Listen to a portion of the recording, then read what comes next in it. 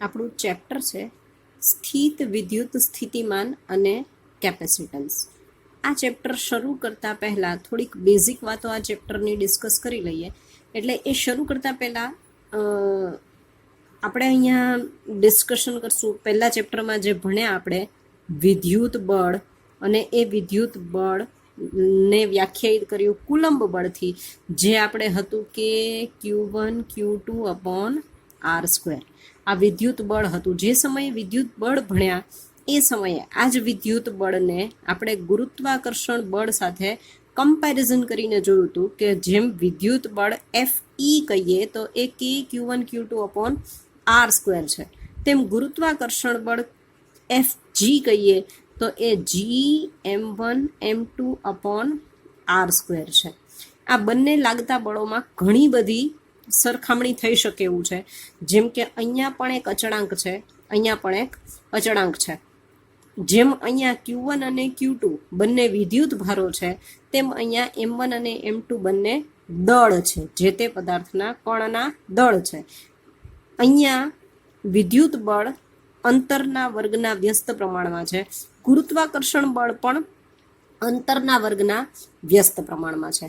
અને ગુરુત્વાકર્ષણ બળ છે આપણે 11th સ્ટાન્ડર્ડમાં ભણી ગયા છીએ, એટલે એને જ બેઝ લઈને આપણે વિદ્યુત બળ છે આગળ ભણીએ. જે સમયે આપણે ગુરુત્વાકર્ષણ બળ ભણ્યા એ સમયે આપણે ગુરુત્વીય સ્થિતિ ઉર્જા પણ ભણ્યા હતા. ગુરુત્વીય સ્થિતિ ઉર્જા અને એના સૂત્રો પણ તારવ્યા હતા. તો એ ગુરુત્વીય સ્થિતિ ઉર્જાની સાથે કમ્પેરિઝન કરીને આજે આપણે સ્થિત વિદ્યુત સ્થિતિ ઉર્જા શું છે એ ભણશું. એ પહેલાં એક મહત્વની વ્યાખ્યા, જે વારંવાર આ શબ્દ છે આપણે ધ્યાનમાં આવશે, તો એ શબ્દ શું છે એ સમજી લઈએ. સંરક્ષી બળો, કે સંરક્ષી બળો શું છે? એમ કહેવાય કે સ્પ્રિંગમાં લાગતું બળ, ગુરુત્વાકર્ષણ બળ, વિદ્યુત બળ, આ બધા જ સંરક્ષી બળો છે. તો સંરક્ષી બળો છે એટલે શું છે? તો સંરક્ષી બળો છે ને, એ બળો એટલે એવા બળો કે જેમાં કોઈ પણ સમયે ગતિ ઉર્જા અને સ્થિતિ ઉર્જાનો સરવાળો અચળ રહેતો હોય, આવા બળોને સંરક્ષી બળો કહેવાય. આપણે ગુરુત્વાકર્ષણ બળ પહેલાં ભણી ગયા છીએ, એટલે ગુરુત્વાકર્ષણ બળને જ ધ્યાનમાં લઈને પહેલાં સંરક્ષી બળ શું છે એ ભણી લઈએ. તો ગુરુત્વાકર્ષણ બળ એટલે શું? માની લઈએ કે આ આપણી પૃથ્વી છે, અને પૃથ્વીમાં અહીંયા કોઈ એમ દળનો કણ છે. તો આ એમ દળનો કણ પૃથ્વીની સપાટી પર હોવો એ સહજ ઘટના છે, કારણ કે ગુરુત્વાકર્ષણ બળની અસર નીચે જમીન તરફ આવી જાય અને સપાટી ઉપર પડ્યો હોય. આ જ પદાર્થને જો આપણે ઊંચકીને પૃથ્વીથી દૂર, કેન્દ્રથી દૂર માની લઈએ કે h જેટલી ઊંચાઈએ લઈ જઈએ, તો આપણે શું કહીએ કે પદાર્થ અહીંયા હતો એના કરતાં h જેટલી ઊંચાઈએ ગયો તો એની સ્થિતિ ઉર્જા થઈ ગઈ mgh જેટલી. મતલબ કે જ્યારે પદાર્થ સપાટી પર હતો ત્યારે એની સ્થિતિ ઉર્જા હતી 0. હવે પદાર્થ ઉપર તરફ લઈ ગયા એટલે એની સ્થિતિ ઉર્જામાં વધારો થયો. આ સ્થિતિ ઉર્જામાં વધારો શું કામ થયો? કારણ કે આપણે પદાર્થને ગુરુત્વાકર્ષણ બળની વિરુદ્ધ દિશામાં લઈ ગયા, અને જો એને ગુરુત્વાકર્ષણ બળ લાગે છે આ દિશામાં, આપણે પદાર્થને લઈ ગયા એનાથી વિરુદ્ધ દિશામાં. તો ગુરુત્વાકર્ષણ બળની વિરુદ્ધ દિશામાં પદાર્થને લઈ જવો હોય તો આપણે કાંઈક બાહ્ય બળ આપવું પડે, અને લાગતા ગુરુત્વાકર્ષણ બળની વિરુદ્ધ દિશામાં આપવું પડે. તો જે બળ લગાડ્યું અને એ બળના લીધે જે સ્થાનાંતર થયું, મતલબ કે આપણે આ એમ દળના કણ પર કંઈક કાર્ય કર્યું, અને આપણા કાર્ય ઉર્જા પ્રમેય મુજબ કાર્યનું રૂપાંતર ઉર્જામાં થાય. અહીંયા કાર્યનું રૂપાંતર શેમાં થયું? સ્થિતિ ઉર્જામાં થયું. હવે જો આ h ઊંચાઈએ પદાર્થને લાવીને આપણે મૂકી દઈએ તો પદાર્થ ફરી પાછો નીચે તરફ આવે, એટલે કે એની સ્થિતિ ઉર્જા u ઘટતી જાય અને એની ગતિ ઉર્જા k વધતી જાય. એક ઉર્જા ઘટી, એક ઉર્જા વધી, પણ એનો સરવાળો કેવો રહેશે? અચળ. મતલબ કે જે લાગતા બળોમાં કે અને યુ ગતિ ઉર્જા અને સ્થિતિ ઉર્જા નો સરવાળો અચળ રહે એવા બળોને આપણે શું કહેશું? સંરક્ષી બળો. તો અહીંયા ગુરુત્વાકર્ષણ બળ માટે આપણે આ વાત સમજી લીધી. આ જ વાત આપણે હવે સમજવા માંગીએ છીએ વિદ્યુત બળ માટે, અને એ સાબિત કરવું છે આપણે કે વિદ્યુત બળ પણ એક પ્રકારનું સંરક્ષી બળ છે.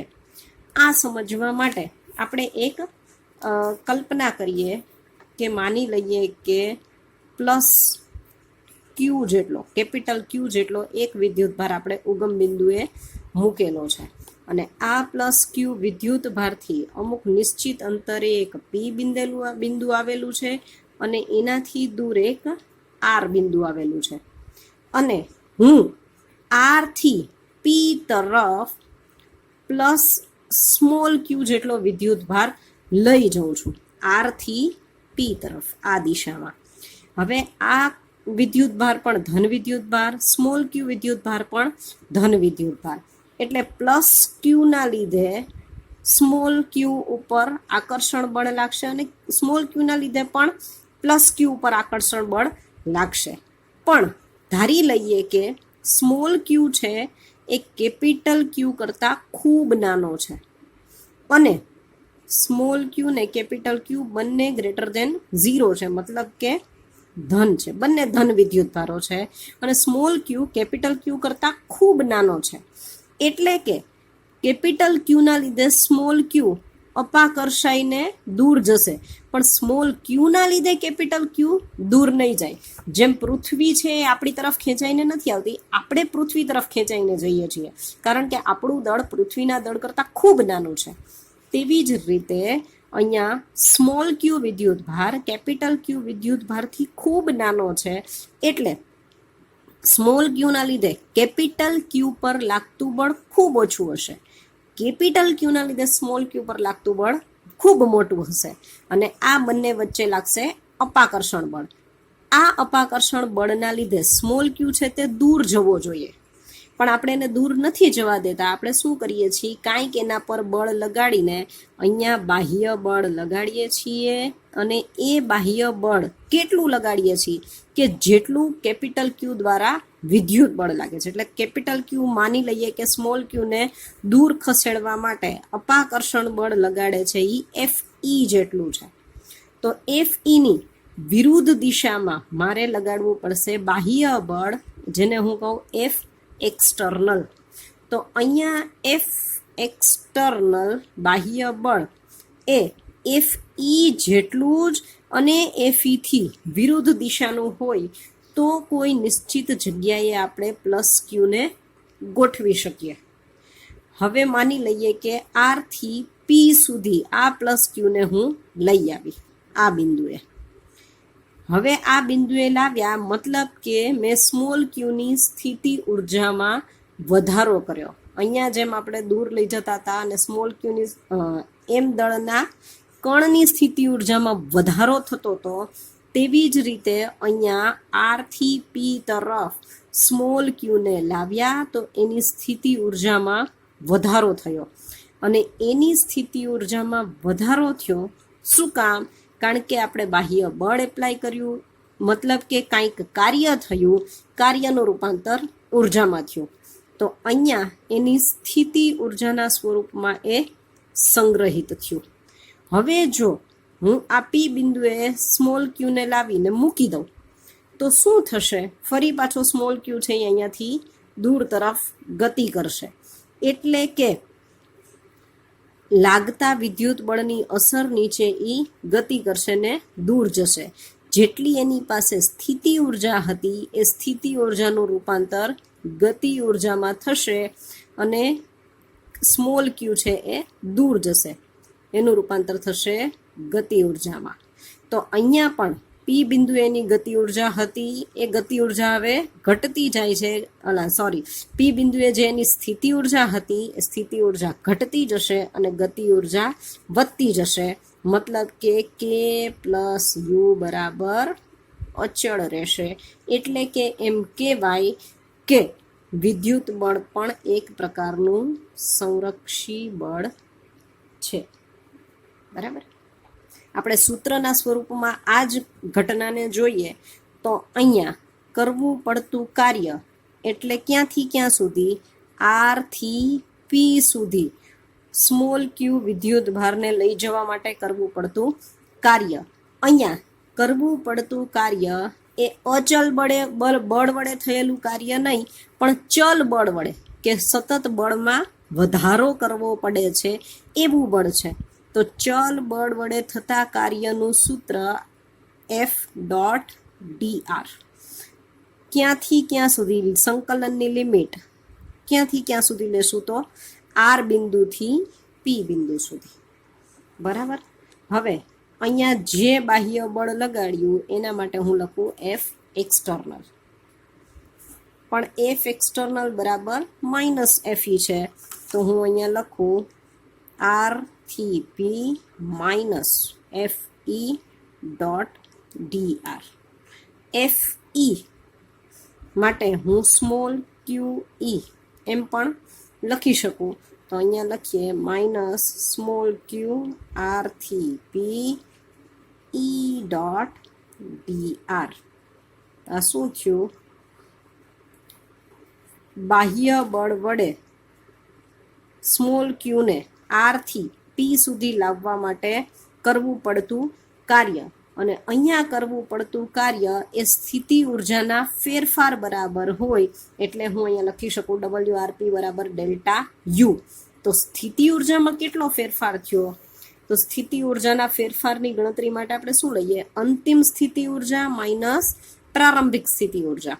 એટલે આર બિંદુએ એની સ્થિતિ ઉર્જા હતી એને પ્રારંભિક કહીએ, પી બિંદુએ એની સ્થિતિ ઉર્જાને અંતિમ કહીએ. તો અહીંયા આ થશે ડેલ્ટા યુ બરાબર U P minus you are.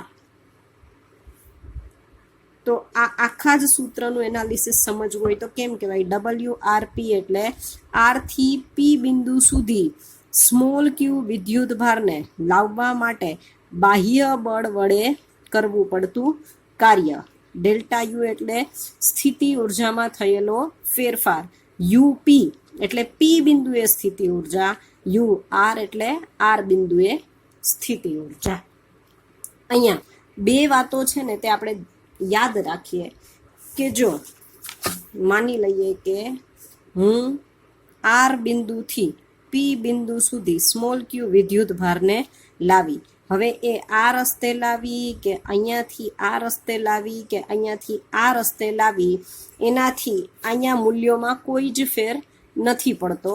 ખાલી અહીંયા કરવું પડતું કાર્ય એ શરૂઆતમાં ક્યુ વિદ્યુતભાર કયા સ્થાને હતો અને પછી કયા સ્થાને છે એ સ્થાન ઉપર જ આધારિત છે. અને હંમેશા આપણા માટે સ્થિતિ ઉર્જામાં કેટલો તફાવત રહ્યો એ જ મહત્વનું રહેશે. જે તે બિંદુએ સ્થિતિ ઉર્જા કેટલી છે એ ઇમ્પોર્ટન્ટ નથી. બરાબર.